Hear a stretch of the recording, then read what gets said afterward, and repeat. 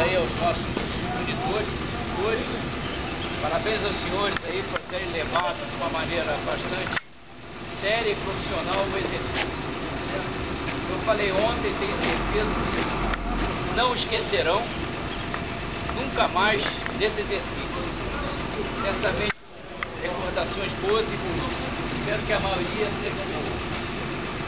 Com certeza estão muito cansados, mas esse é um dos objetivos. Mas, enfim, os resultados foram plenamente alcançados. É uma amostra que os senhores tiveram, um batismo de como é a vida militar. A vida militar não usar esse uniforme todo dia, mas a vida militar como nós militares devemos estar preparados sempre. Nós estamos aqui para isso, para que se um dia a gente precisar entrar num conflito, numa guerra, a gente tenha condição.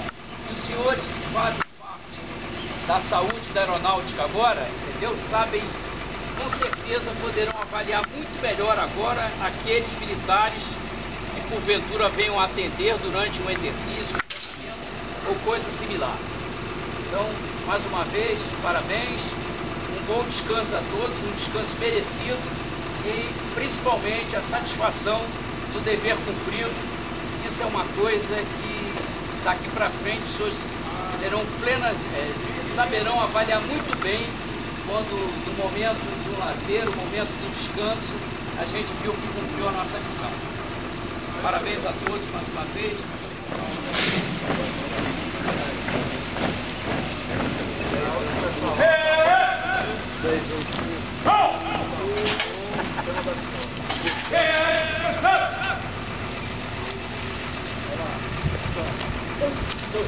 Vamos!